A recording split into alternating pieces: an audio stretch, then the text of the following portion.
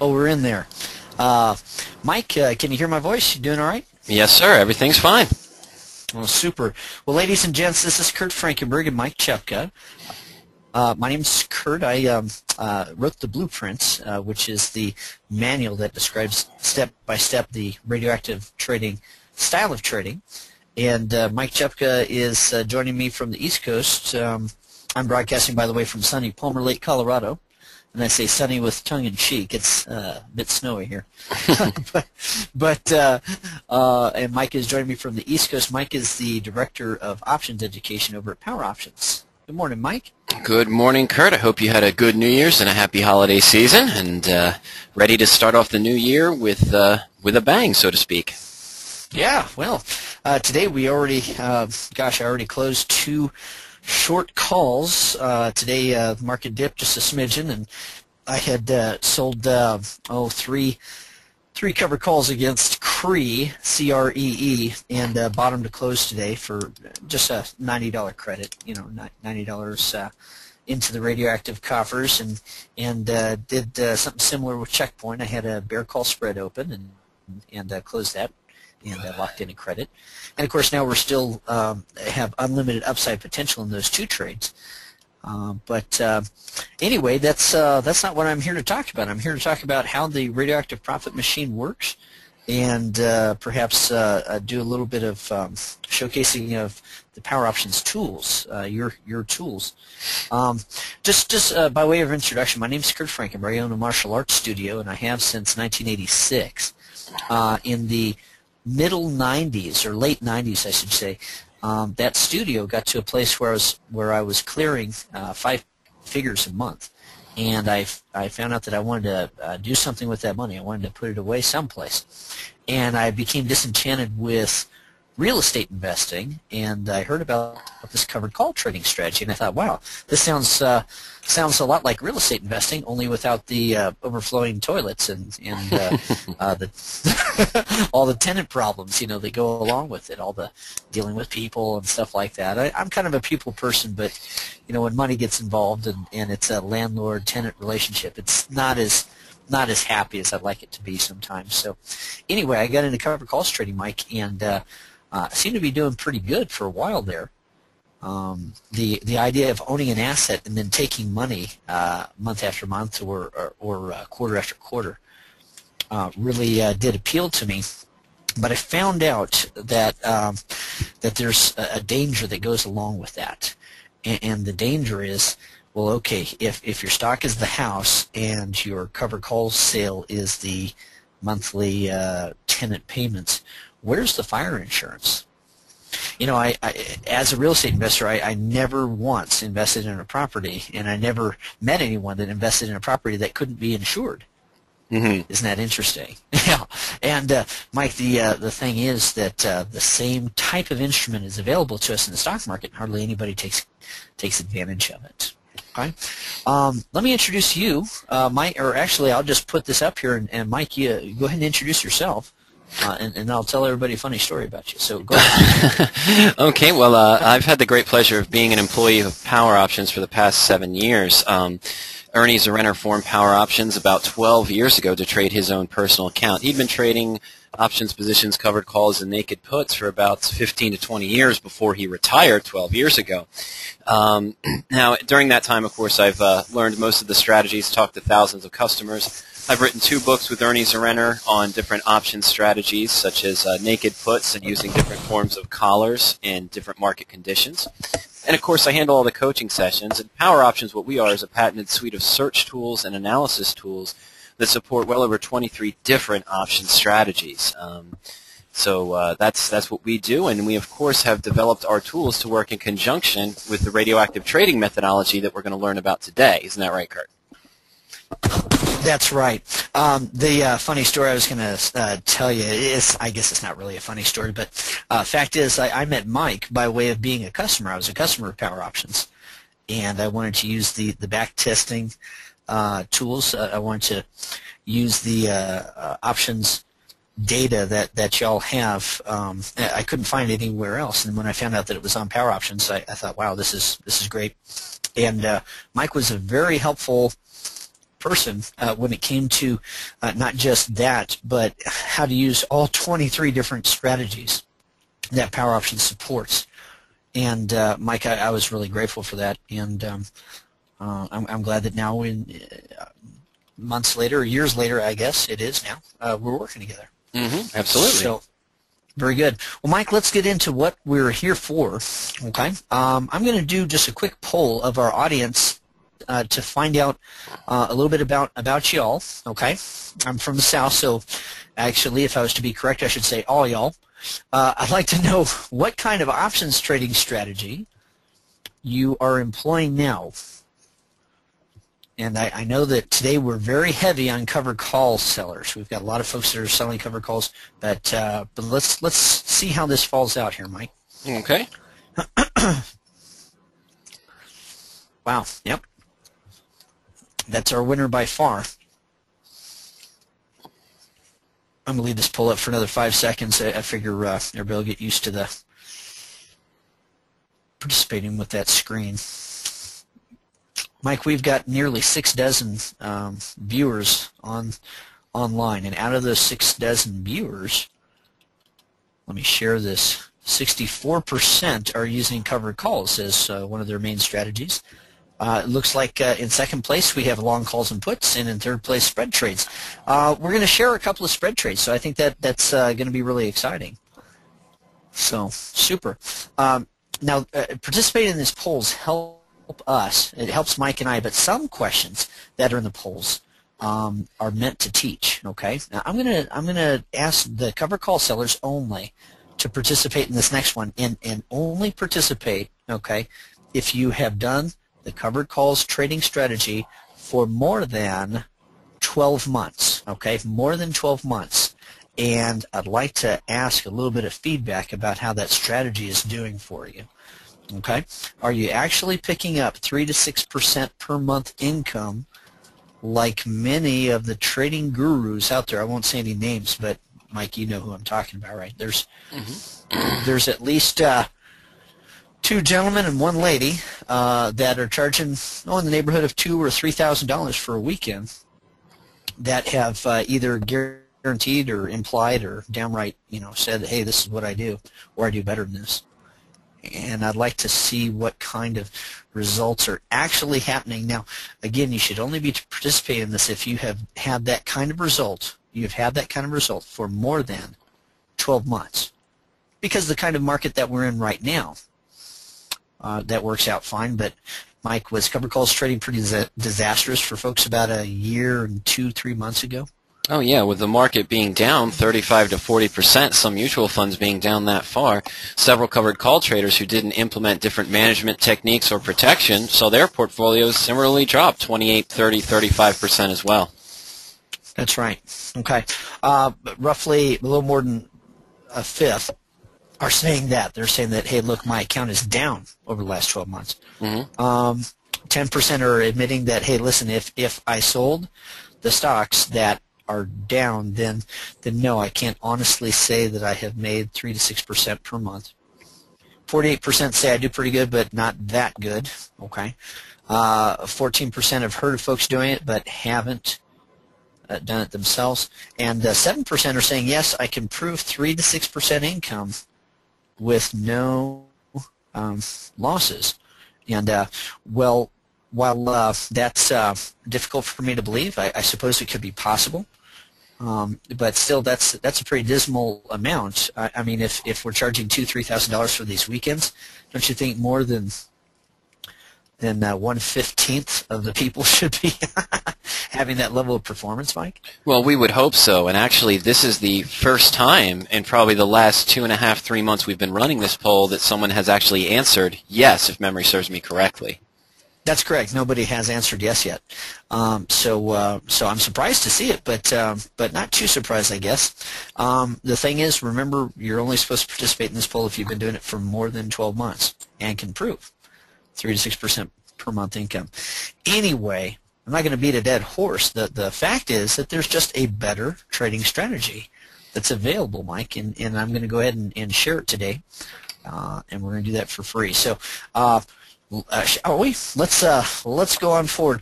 Mike, I made good money trading stocks. I lost it all in one bad trade because I didn't understand the two things. Number one, I didn't understand about leverage. I didn't understand that leverage could be used against me, although I should have known that. I mean, as a martial artist, I don't fear a bigger man, but a bigger man that knows the things that I know. That might be a totally different story. Sure. Right? And let me tell you, the market knows more than you do. Okay, and everybody thinks that they're smarter than the market. You know what?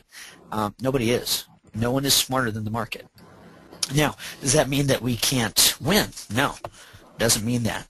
But we've got to not participate in the strategies that are going to get us hurt, and one of them is trading on margin. Mike, I traded on margin thinking that, hey, that'll help me get a bigger return, because my stock trading guru had told me that. He said, look, Kurt, if you're going to sell covered calls, you could do twice as good if you borrowed money to do it. And I said, well, I'll do that. And I ended up completely cleaned out one bad trade. So after making up my mind never to allow that to happen again, Mike, I looked at every different way that the professionals, the big boys, use to protect their portfolios. And I ended up uncovering the holy grail of trading. And it wasn't where we had been looking, was it? No, not at all. Most folks, that's right. Most folks believe that by having a better trade timing system or being better at picking stocks, that would be the holy grail. And actually, the holy grail of trading is something that I call, well, many folks call money management or position sizing. And we're going to explore that a little bit today. Okay? The very best parts of radioactive trading we give away, and I'm going to give it away today, and you're going to probably miss it. Okay? A lot of folks do if this is your first viewing. So I recommend that you maybe come back a few times until it really sticks. Okay, but the most important part of trading, that's something that I give away in all of these free webinars and in a number of free videos and white papers. Now, if you want further support, hey, we do this, Mike and I, each have our separate interests. I do sell a book. Mike represents a company that sells a service, and all those things are available, but we're going to give away some things here today for free that are tradable, usable, should make or save you money. Okay? All right. Now, Mike, let's talk about covered call selling here just a little bit. This is what they call a hockey stick graph. Why is it called that? Well, it looks like a basic hockey stick, of course, maybe a Bauer or a CCM there. But we're looking at the hockey stick graph where we have two distinctive lines on a position, and we're showing the covered call position, of course, at expiration. What would happen to our position if we entered a covered call and if the stock was trading at a certain price at expiration. And here we see that with a covered call selling, we have a limited risk on the upside, but we have a large risk on the downside. We're sort of holding the hockey stick up in the air, aren't we? That's right. Mike, what's the complaint that you've gotten in bad markets? I mean, you've worked for power options for how long? 7 years? 8 years? 7 years, mm-hmm. Okay, so you've seen it over several different markets. What is the main complaint that you get with covered call selling when when markets are down? What's a big complaint there? Well, there really is no protection. I mean, sure, you can use stop losses, but if you come into an earnings season with stop losses on that covered call position, you might have collected 3 or 4% in premium, but you're still at risk for 97 or 96% of the capital you invested. And Kurt, how many 90% losses do you think you can take on a position in your account and still stay in the game and be able to trade? Well, I can tell you from experience that just about one. Just about one. So, okay. Now, what's the complaint that you get in rising markets, Mike? Is there ever a reason for a complaint in a rising market? Well, sure.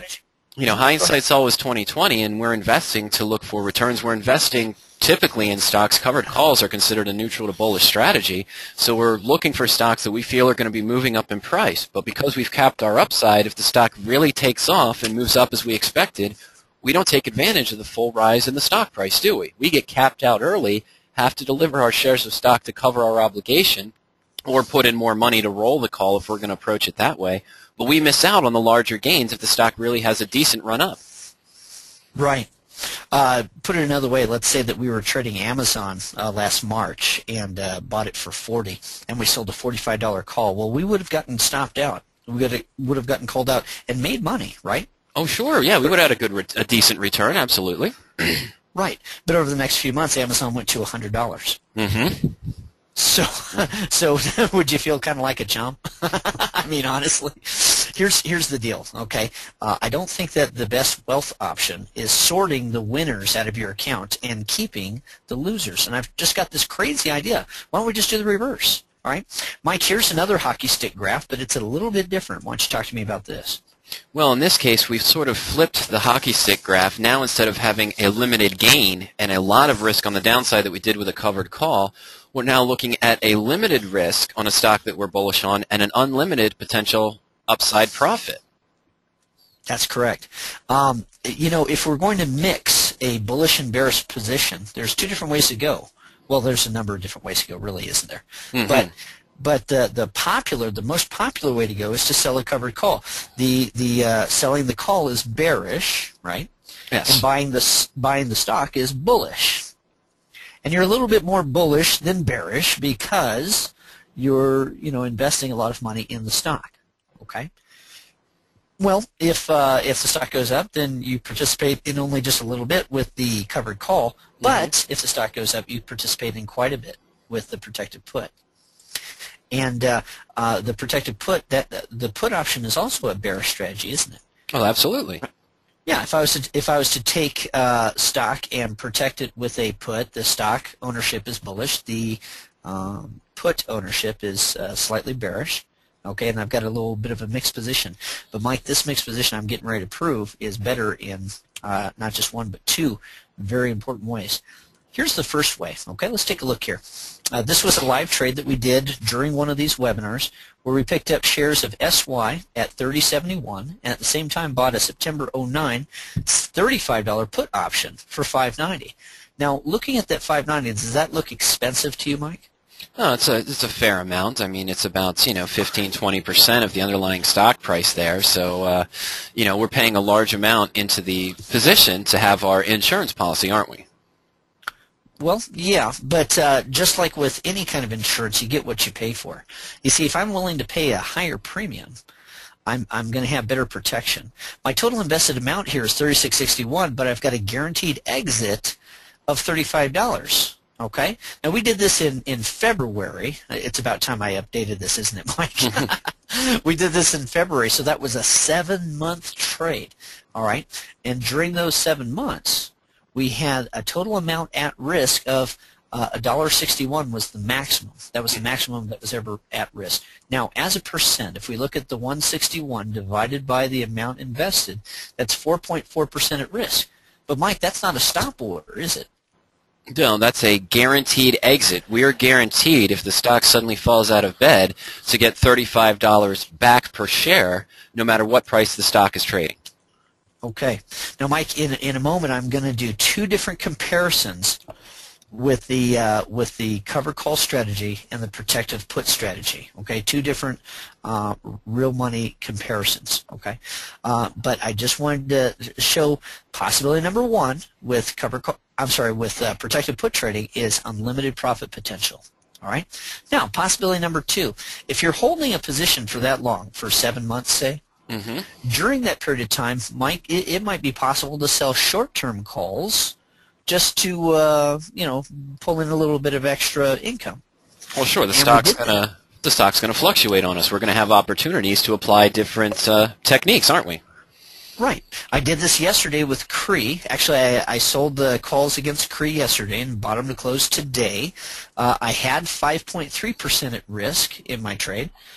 And now I have 4.8% at risk in my trade. And Mike, if I liquidated it all right now, if I just sold the stock, which is up a little bit, mm-hmm. and sold the put, which is down a lesser amount, okay, a lot of folks don't realize this, but when you buy a put deep in the money and far out in time, it loses value a lot more slowly than the stock rises in value. Okay. Anyway, if I was to close that trade today, my profit would be $500. I don't close it today because guess what? I think it's going to go for even more. But right now it has unlimited upside again.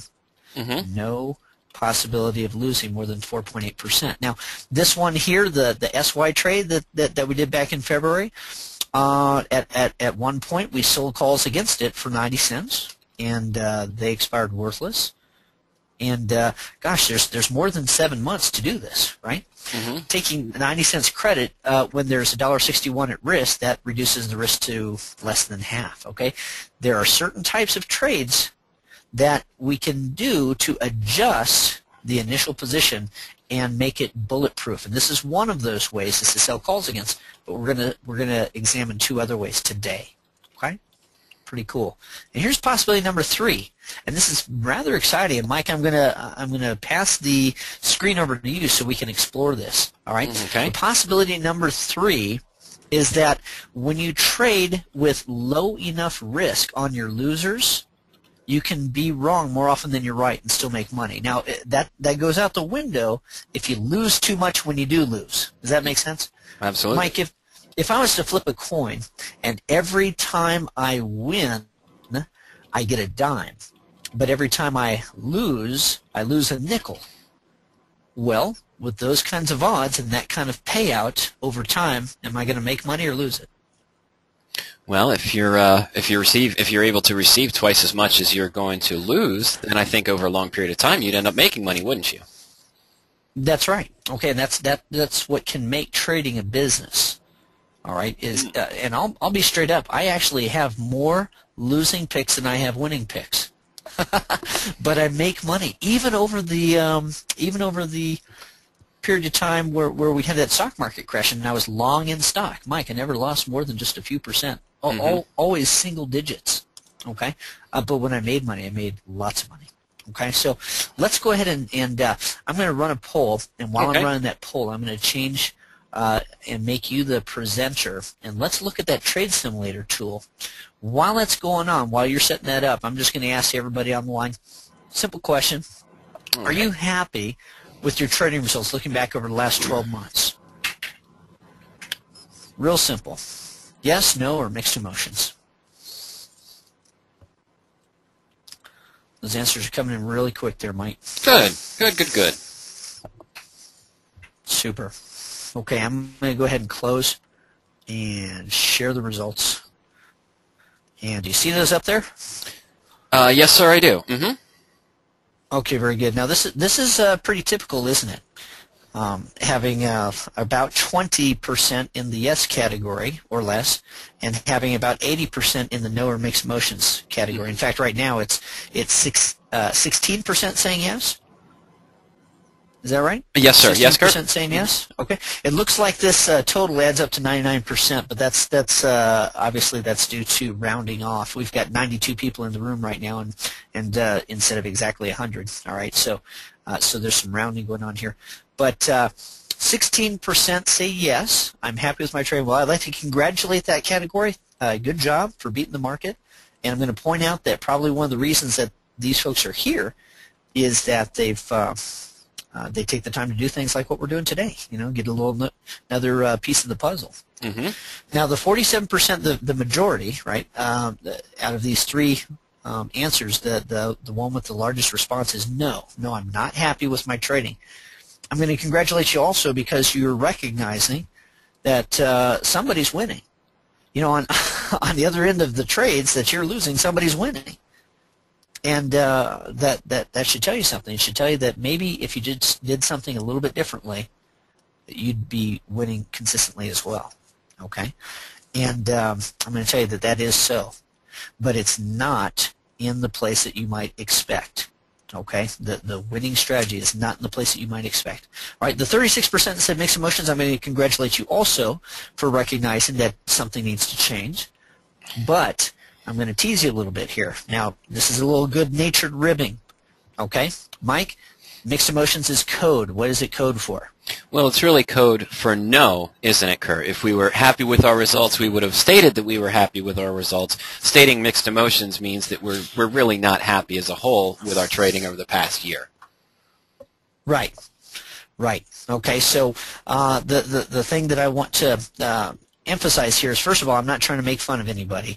Nobody's emotions were more mixed than mine, Mike, than when I made 4% one month, 6% another month, and then lost my shirt, lost everything in one bad trade. Okay, I had mixed emotions too. But I'm going to say that let's call a spade a spade. Let's say, no, we're not happy with our trading, and let's decide to fix it. Okay? All right, so we've got 16% saying yes. I'm going to say that that's 84% that say no, and we're going to see what we need to do to fix it. Now, Mike, this is the Trade Simulator tool. Oh, yes, it is. Why don't you tell me just a little bit about this, okay? All right. Well, a little bit ago, Kurt was referring to a setup where you might win twice as much as you lose in a given position. And what we're going to look at here is that our gain and loss reward, let's assume that we set out to make 100 trades, and of those 100 trades, every time we're going to win, we're going to set an assumption that we're going to make about 10%. Every time we lose, every time tails comes up, when we flip a coin, we're going to assume that maybe we have a set loss limit as well. We're going to flip the coin 100 times. Heads we win 10%, tails we lose a certain amount, and this simulates us starting off with a capital basis of $10,000, and we're also going to include some option commissions here. We're going to include round trip in and out of the stock and in and out of the put option, or in and out of the option, I should say, 8% for the stock and 9% for the put option as well. And when we run our simulation, we're going to see our win-loss, how many times we got heads, how many times we got tails. That's going to appear in the yellow box over here on the right. And down below, we're going to be able to see the specific iterations of what happened to our monetary amount each time we had a winner or a losing position. And we started off earlier talking about stop losses. Let's assume that we're entering into maybe some credit spread positions or a type of option strategy that when we're right, we're going to assume that we're going to make 10% on our positions. And when we're wrong, we're going to use a standard stop loss of, let's say, just 10% as well. I'm going to go ahead and set that in the blue box there for the loss limit. And once I've set that, we're going to click over here into our yellow box, and we're going to run the screen now. We're going to run that particular scenario. Now, Mike, it looks like at one time we might mistakenly believe that we had a winning system, okay? Because starting with $10,000, the high value became $16,000. Mm-hmm. And we can see down here in the iterations that our first 4 trades, in our first 4 trades alone, we had 4 winners, and we took our account up almost 40%, or over 40%, I'm sorry, to about $14,400. Do you think that there might be some folks that are in that category that started trading in March of this year? Sure, absolutely. They might be making money, right? They might be making money, but over a period of time, more than 9 months or so, if they're going to continue trading and using the same rules, and especially using rules that have been reinforced with short-term success, do you think that they might run into some trouble? Oh, absolutely. And we see here that we can take that low value. We can end up in debt, as a matter of fact, with this type of trading method. Of course, we do have a very poor record here, don't we? Well, I know the answer. Let's just be right more often. Okay. So let's run that simulation again a few times until we get more wins than losers. That's one example, but I think we need more winners. Oh, there we go. Okay, so we have 58% winners, 42% losers. We took the $10,000 and rolled it up to a high value of $22,000. At one point, we had a nail biter of a time. We had a low value of $6,700. Okay, but ended up with an ending amount of $19,349. Now, Mike, can you jot these things down? Jot this down. 58% winners. Okay. Right? Ending amount. $19,349. Okay. Low value, $67.63. 67. That low value, 63. Yeah. Now, I want to mention to everyone that we're not projecting wins here. We're just demonstrating a mathematical principle. But this mathematical principle applies to trading. It is what has enabled me to have a winning record over the last 32 months.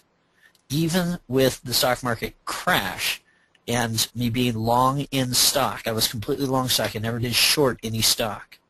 Okay. So let's go ahead and change something here, Mike.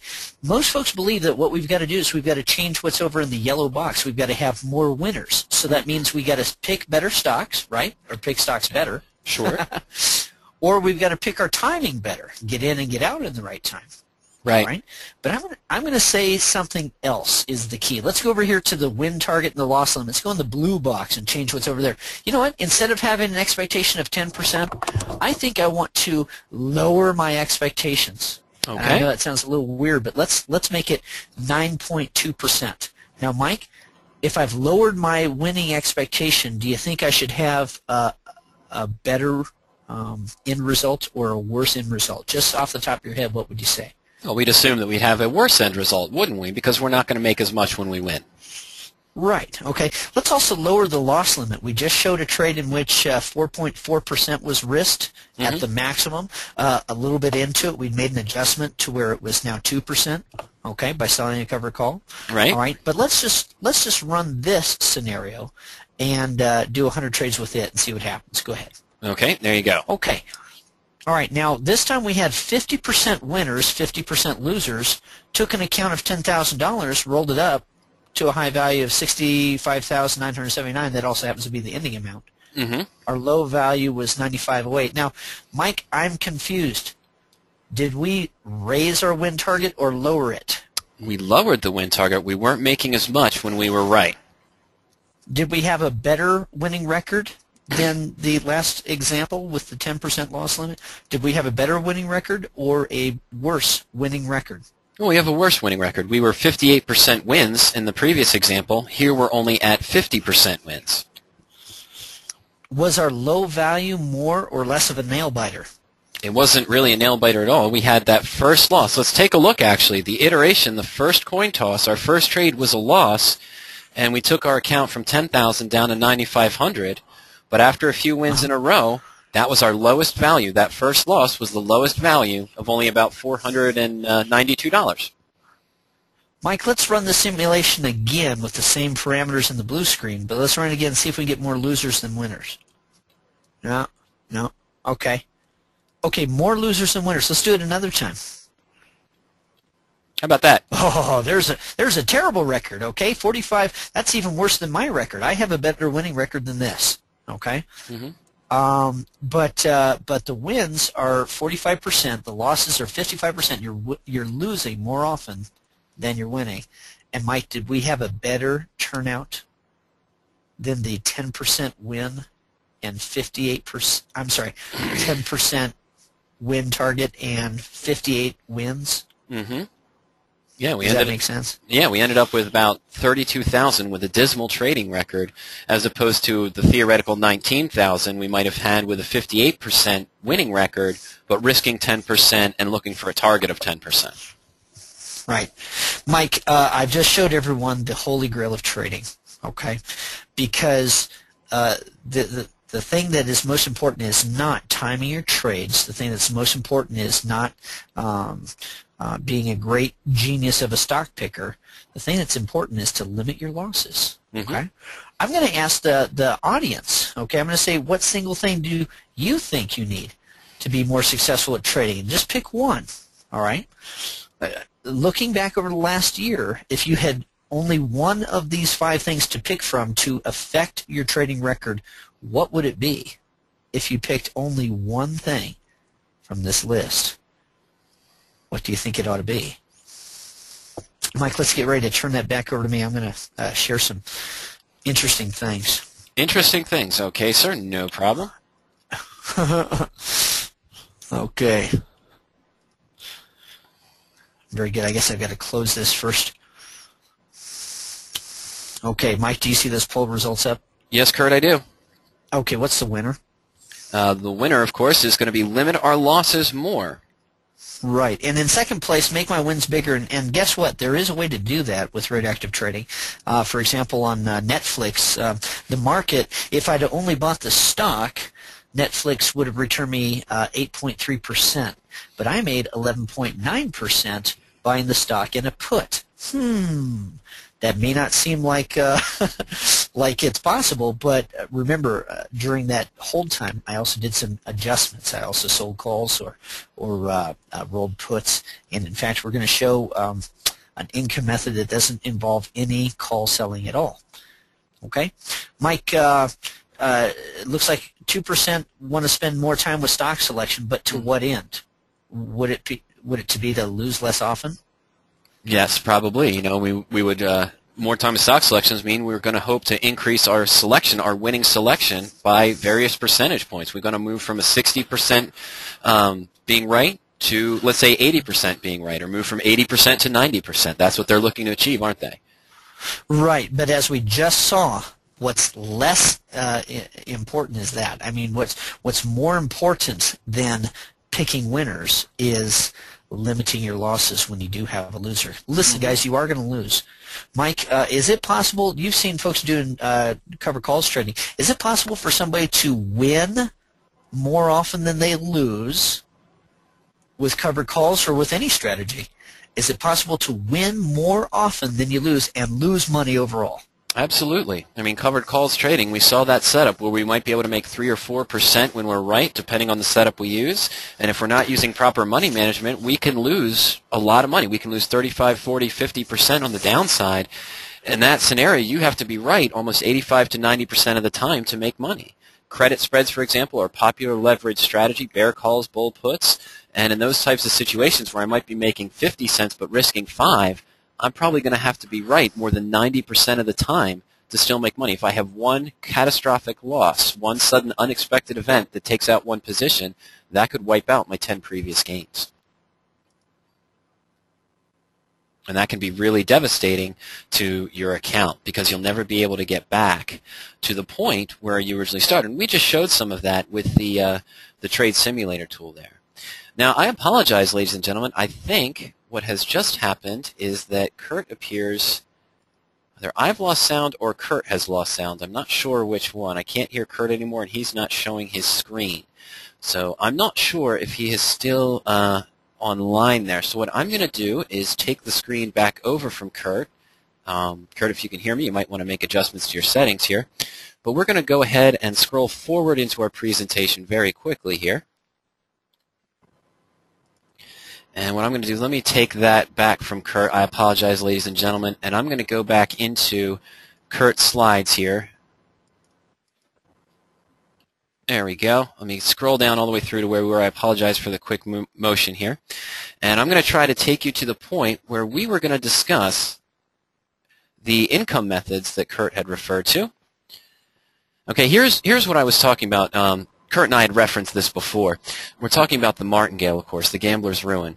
And as you see as you go up this slippery slope, if you're doing covered calls and you have a sudden unexpected event, a pre-early earnings announcement, for example, that happens in the after-market hours or pre-market hours, and the stock drops about 25% or so, you're going to need a 33% gain to get back to break even. If you have a 33% loss on a position, this could be a credit spread or it could be a covered call position, you'd now need a 50% gain just to get back up to break even. That slippery slope can come back to haunt you because you're going to be continuing to scramble to get back to the original capital amount you had invested. When we're doing with these married put positions, the radioactive trading methodology, we talked about the principle of the holy grail of trading, Kurt refers to it, of not picking the stocks and timing the trades, but being in a position where we limit our risk first and then move on to a position where we can take advantage of that unlimited upside profit potential. Hey, Mike, can you hear me? Yes, sir. Oh, okay, I'm back. Sorry about that. No problem, Kurt. Tell me, catch me up just a little bit. And by the way, after I left, it looks like a dozen more people came in the room, so maybe I should leave more often. No, all I was doing after I noticed that you disappeared is I just went into your slide presentation that I have, and I showed the Martingale slide because I wanted to reinforce the concept we were talking about. You know, we showed it with the trade simulator tool, but I just wanted to reinforce it with that Martingale graph. And, you know, when we suffer a 25% loss on one of our positions, we're going to need about a 33% gain to get back to break even. If we have a 33% loss from some unexpected event, we'll need a 50% gain to get back to break even. We'll be constantly scrambling just to get back to our starting point, and it is a slippery, slippery slope, isn't it? That's right. But if we can keep our losses down into single digits, why then the wins almost seem to take care of themselves. I'm going to go ahead and do another poll here real quick, okay? And all I want to do is ask, hang on just a second here, let me show the screen. Can you see my screen okay? Yes, sir. Mm-hmm. Okay. All right. This is. I just had to sign back into the webinar, so let me get on into the. What poll did you want to launch, Kurt? There we go. Okay, I wanted to rerun a poll. We said, looking back over the last 12 months, are you happy with your trading results? Well, let's just rerun that mentally here. If you could keep all your wins from last year, but whoops. I got if the you poll can up. keep your. You do? Yeah. No, I don't want to rerun that same poll. Well, no. This is if you could keep your wins from last year, but you limited your losses. Good. Mm-hmm. Good. We're in business. That's what I wanted. If you could keep your wins from last year, but limited your losses down to 6% or less, would that have changed your answer? Okay. Or if you already said yes, would you still be saying yes? Mm-hmm. All right. We've got a number of folks casting their vote right now, and it's looking pretty one-sided here. Mike, I'm getting ready to close her off and share the results, so here we go. Whoops. Okay. Can you see the results now? Yes, sir. Okay, what was the percent before that said yes? 16%. 16. Is 76% better than 16%? Math Magic says yes, that is true. Okay, and some folks would have said no, but been closer to yes. Okay, and it looks like some folks would have still said no, even keeping their losses in any trade, any single trade, down to 6%. I'm going to say that those folks need to take a look at how frequently they're trading and maybe back off a little bit. Because if you're losing only 6% and you're still losing overall, you're probably day trading or swing trading and taking too many small losses. Okay, but for the majority here that would have said yes, well, that's the result that Mike and I are having. Okay, Mike, I'm going to go ahead and hide the results, and I'm just going to ask folks to put a dollar amount on that. Okay, let's ask, if no loss were above 6%, what kind of difference would that make to your account? If no loss were above 6%. Okay. Okay. And if you can't see how that would help you, well, go ahead and mention it. But we've had a number of folks say that that they would save or make more than $1,000. Mm-hmm. Wow, Mike, most of our answers are getting concentrated in the bottom three there. Okay. That's pretty amazing. Okay. All right, now there's a reason why I'm having so many polls here. All right, it's some of this is for Mike's and my benefit, but it's also the Socratic method of teaching. Okay, I like to teach by asking questions sometimes, and this is pretty much an eye-opener, isn't it? Mike, I'm getting ready to show one of our spread trades that makes money without selling calls, and I think that's going to be really exciting for some folks. Let me go ahead and close this one and share the results. We've got 13% saying that they would have saved or made $300 to $1,000. We've got about 3 times as many folks saying that they would have saved or made between $1,000 and $5,000, and we have the vast majority saying that if they had known this a year ago today, that the dollar amount that they would have changed their account by is $5,000 or more. Is that kind of an eye-opener? Absolutely. That's something else, okay? All right, Mike, I'm going to go ahead and share something I call spread trades after the fact, and let me know if my screen is up. Can you see it okay? Yes, sir. I'm there. Spread trades after the fact. All right, we're going to show an adjustment to a radioactive profit machine that does not include selling a call. Okay, the problem is that you just don't know what the stock's going to do, right? That's right. I mean, in this graph, there's plenty of different places to buy or sell and make a profit, but we don't know what's going to happen next. And that's why I trade radioactively, Mike. I buy a stock, but at the same time, I always buy a put. Now, this is a very classic tale of bulletproofing. I've actually done another research in motion trade here recently that was profitable, even though I sold the stock for $17 less than I bought it. I still made money. Okay, But and that was recent. But this is a more classic example, and I like to show this classic example because it involves bulletproofing. Okay, so we're going to go ahead and share bulletproofing. September 5th, 2007, I picked up Research in Motion at 84.04.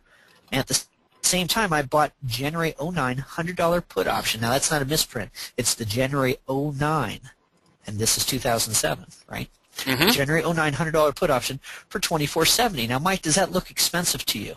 Oh, absolutely. I would say that's expensive. It's 25%, a little bit more than 25% of the underlying cost of the stock you're buying. Right. Now, let's compare this with a covered call trade, okay? Mike, if I was buying in September of 2007, and I think we did this before using your options back testing. Mm-hmm. If on this date I had sold a covered call out to October, say, what strike price would I use, and what kind of return might I expect? What was the date there again, Kurt, in September? It was the September 5th, 2007. Okay, hold on 1 second. Well, with the stock at 84, roughly, Research in Motion on September 5th, 2007, I probably would have looked out to October and considered selling the just out of the money, maybe 85 call, the call that's close to at the money. And in this case, the 85 call on September 5th, 2007, the October 2007 85 strike call would have been $6.10. Wow, that's a pretty good premium there. Mm-hmm. Okay, so we sell it for $6.10, and we keep that no matter what the stock does. Now, recently, 3 months ago, when I was in Research in Motion, it gapped down because the earnings announcement disappointed, and it gapped down. I think it was nearly 30%. It gapped down a whole lot, and a few days later, while it was down 35%, I made an adjustment, and that adjustment eventually turned around to where I made money, even though I sold the stock for much lower than I bought it. But just for argument's sake, Mike, if you were selling covered calls, you wouldn't have the protection if the stock goes down, right? That's exactly right. We're still at risk for 84 minus 6, $78 or so of the capital that we invested. All right, and if we could take $6.10 in premium, and we got to deliver it at 85, and that's 96 cents is the difference there between 84.04 and 85. So we'd make 96 cents, and we'd also make $6.10, so we'd make $7.06. That's right. Okay, $7.06. Great. All right, now here's what I did instead. Rather than selling a covered call, I bought a put, and that looks expensive, but remember, whatever quality of insurance you want to have, you're going to pay for. Okay, so I have a guaranteed exit of $100, but my total investment is $108.74.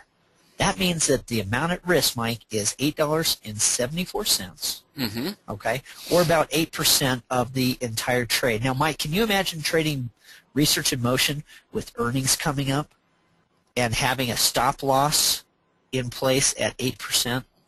Oh, I can imagine doing that, but I can also imagine getting stopped out probably before the earnings if the stock's fluctuating, because RIMM tends to move large percentages during the intraday trading. But also, if there's a large gap down and that pre-market or after-market, after the earnings come out, and it drops 20, 30%, as you've seen it do before, well, I'm not getting stopped out at 8%, am I? No. it's going to be a doozy, shall we say? 30% drop or something. All right, so now not to belabor the point here, but the thing is I've got protection. This $24.70 that I've spent, I'm guaranteed to get most of it back because the amount that's at risk is really only $8.74. Now watch what happens, okay? Some folks are going to miss this, so I want everybody to pay attention. You spread traders especially, because with one commission I make a small adjustment and guarantee a return. Okay, so 3 weeks into the position, Research in Motion has gone up, and the put option has come down. The put option is now at 1980, whereas it had been trading at 24.70. Okay, so that's a $4.90 change to the bad on the put.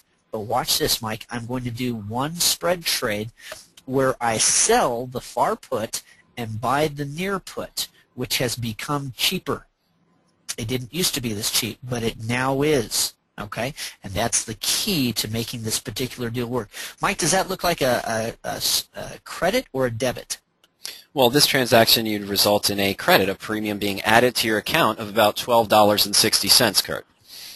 Right. Okay, now remember, that's one commission, okay? I still have my insurance policy in place because these are both $100 put options, okay? So, Mike, do I still have the privilege, not the obligation, but the privilege to sell that stock at $100 in case it crashes? Yeah, absolutely, Kurt. We still have the 100 put in place, the insurance policy, and we still own our shares of stock. Okay, this is a spread trade that's called income method number 3, and I discovered it in 2002 when eBay was making incredible advances. I got into eBay, and I used income method number 3 to squeeze money out of the stock and yet still have unlimited upside. Look at this, okay? The new picture, here's what I had invested. I had invested 108.74, right? Mm-hmm.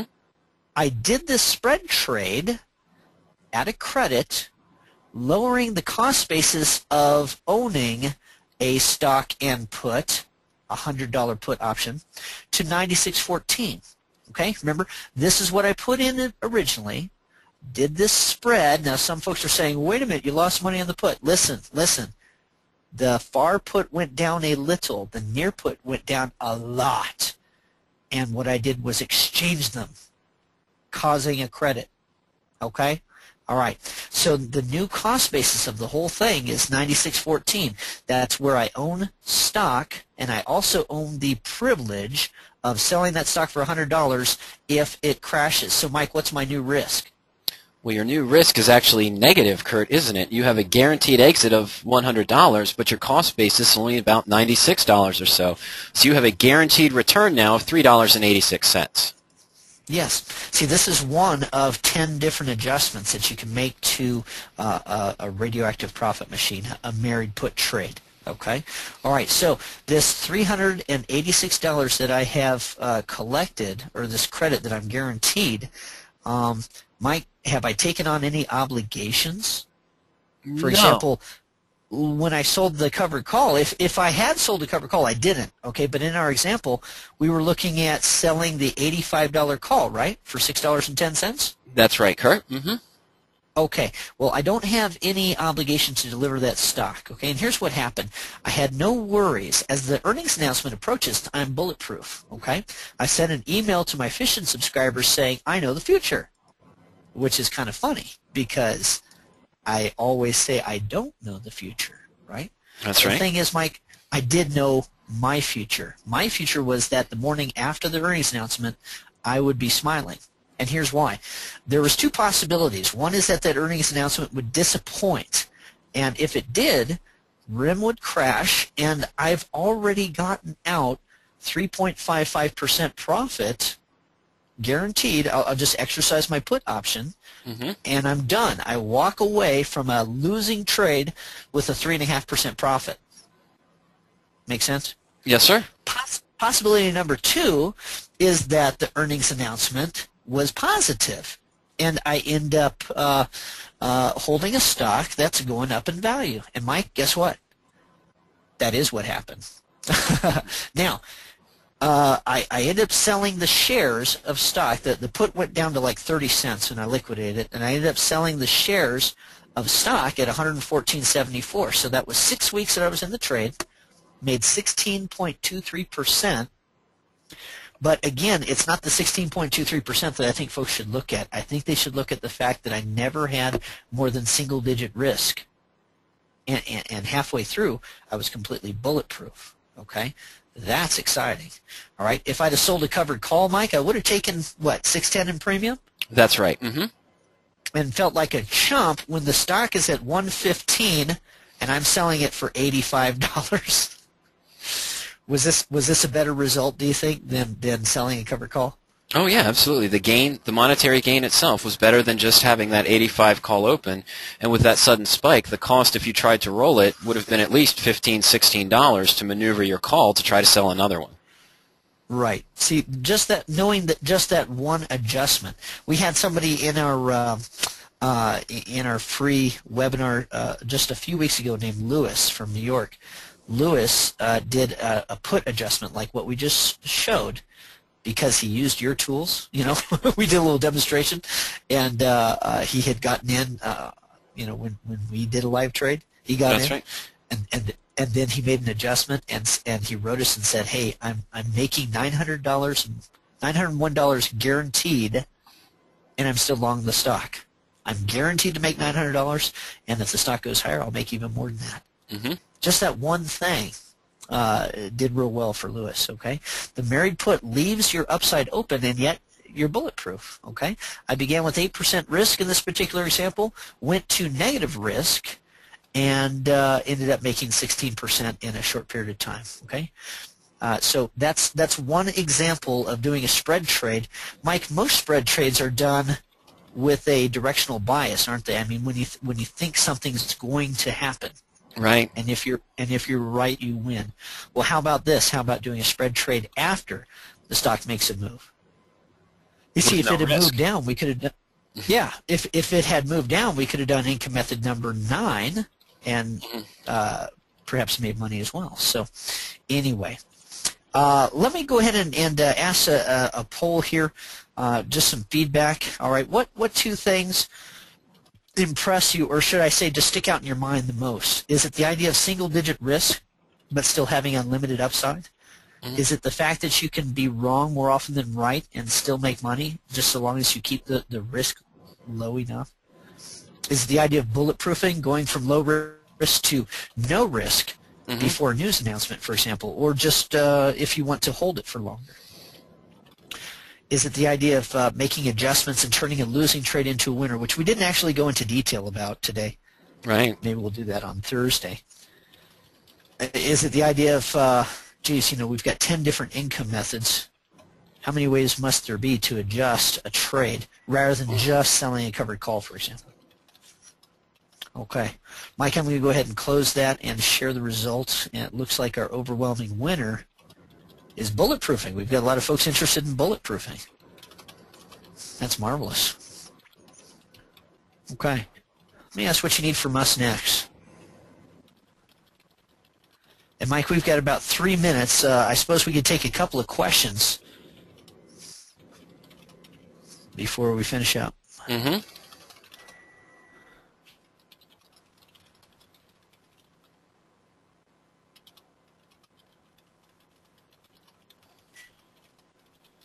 Wow.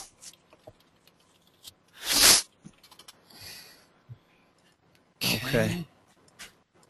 Go ahead and close that and share the results. And Mike, can you see that up there? Yes, sir. Mm-hmm. Okay, we're going to need to show folks how to get the blueprint. Let's see, the trade simulator tool also. The blueprint and Fission are on the same page. And Mike, there's a less than super turnout for the Power Options tools. Although every time you show those tools, everybody wants them.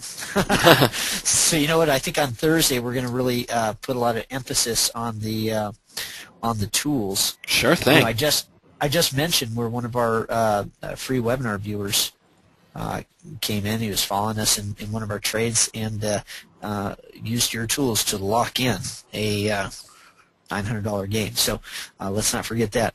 Okay, let's get over to. Can you see my screen? We have to hide the poll results, I believe, now first. And now we're on your screen again, Kurt. Okay, very good. And let's take a look at radioactive trading and where to pick up the blueprint. If you go to radioactive trading, go to the products page. The blueprint's at the top. Okay, it's 289 and includes all 10 income methods, also the setups and the whys, the whens, the wherefores, when you would want to do some of these adjustments. Okay, these CDs are by popular demand. We had some folks ask about other chapters within the blueprint to expound on them. I'm going to say that they're optional. I'm going to say that the blueprint's probably the most important product that we have on here. And then Fission, I understand, Mike, that if somebody picks up the blueprint today, if they don't already own it, if they pick up the blueprint today, that their first month of Fission would be $10, and they don't have to do it right now. They could decide to pick up Fission later. Is that correct? That's right. Yes. If you purchase the blueprint today, you'll receive a discount availability to take the Efficient subscription, watch over Kurt's shoulders, watch his trades as he makes them, and you can get that first month for only $10. But you don't have to take it right away. You can read, once you get the blueprint, read through it. When you're more comfortable, then you can take that offer and follow along with Kurt's methods at any time. Great. Okay, that's our 2-minute sales pitch. Okay, let's go ahead and look at some of the free resources. All right, over on Radioactive Trading, we did have a lot of folks say that they were in Power Options platform and the Trade Simulator tool. The Trade Simulator tool you can pick up on this page. It's a Microsoft Excel file, and you can take that and use it to evaluate what wins and losses you're taking now. Okay, for example, if your average loss is 10% and your average win is 15%, maybe you could plug that into the Trade Simulator tool and see what that's going to do for you over a period of time. Okay, there's a manual of how to use it. There's also a YouTube video demonstrating what we did today. Let's see. Am I forgetting something, Mike? I wanted to make sure that everybody had the opportunity to pick up some free stuff here. Yeah, you've got that 2-week free trial to Power Options that you can access. We talked about the blueprint there. And, if you purchase the blueprint, you get your discounted first month of Efficient. You can access it any time. The 2-week free trial of Power Options, of course, comes with our support. We offer free coaching sessions that you can schedule as a trial or as a subscriber member. And that coaching session is essentially a 35 to 45-minute phone conversation with either myself or Ernie to help you not only get better acquainted with the tools, but we'll also answer any of your questions about the radioactive trading method, as both Ernie and myself trade radioactively. That's right. And are you happy with your results, Mike? Are you happier with that than you would be if you'd have been selling covered calls, for example, last year? Oh, absolutely. I had some positions that dropped over 75%. I made a bad choice, but it was also right before that market decline, and I had one position drop 75%. I was never at risk for more than 6%, I believe, on that position. It was Office Max, and after the downturn, it started to come back up. I was able to close it after 6 or 7 months for about a 2 or 3% gain. That's not attractive, but it was still down about 60% from where I purchased it, and I was able to close it for a gain. How about that? Mike, I'm going to flash this poll result back up there again. It looks like we saw more than 50% wanted the blueprint, and 54% are saying by limiting risk I would have saved or made $5,000 more last year. I wonder if these are the same 50% or so. So, yeah, it was 50% that said they wanted the blueprint. So, very good. Okay, Mike, I'm going to go ahead and close it up. I'm going to mention that if you did not get your questions answered, come to Radioactive Trading or send an email to support, STUPPORT, at radioactivetrading.com. And either Mike or I would be happy to answer your questions. Mike gets to read that mail. Mike, I don't get to read your mail. How about that? Okay, but if it's a question that that Mike has got some experience with, or he's excited or passionate about, very often he'll grab those questions out from under me and he'll answer them. And sometimes I'll answer them too. So very good. Okay, Mike, we're 4 minutes over, so I'm going to go ahead and leave up the screen. Okay. And I'm going to sign out, but if folks want to pose questions using the poll thing, maybe I'll be on for another just a few minutes, okay? Okay, sounds good, Kurt. All right, gang, we'll say goodbye to everyone for now, and happy trading. We'll see you out there.